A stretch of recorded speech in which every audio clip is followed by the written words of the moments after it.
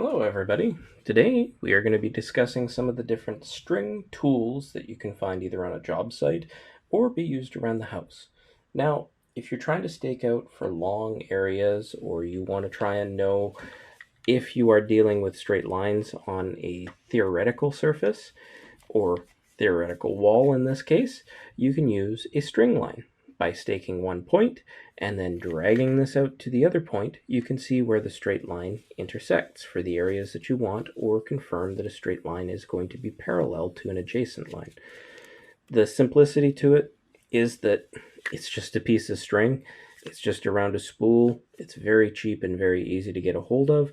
So if you're just looking for checking for straight lines, this is an excellent tool for around the property, especially if you have a lot of area. If you're putting in fence posts or anything like that, utilizing something like this is a must.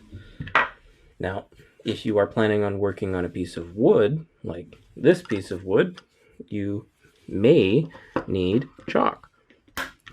This allows you to snap a line onto a surface. Now, typically, most chalk lines will allow you to go out to up to 50 feet, even though I wouldn't recommend anything more than 20 to 30 feet, as your line starts to wander at that point, and even past and around 20 feet it can too. Typically, around 16 feet is plenty. Less is best. Now, with laser tools and everything else, chalk lines can be a little bit less useful on that type of front, but a well installed and utilized chalk line can be just as effective if you have appropriate heights set. So remembering the uses for that type of stuff, typically for cutting plywood or for laying out for areas, or even just quickly snapping a line on a roof while you're up there to cut off a piece of plywood or a couple of faces of material that you need off, it allows you to make a very accurate line very quickly without having to set up for a laser. Now, the final string product that you'll typically see on job sites is called a plumb bob.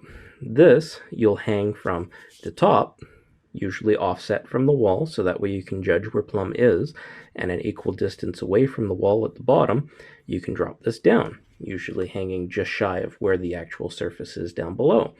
Using such things allows you to use gravity to actually swing to the height that you need to find out if a wall is plumb or not. This is typically used in the framing or in the forming portion of a property to double check that things are done to a as close as possible position for plumb.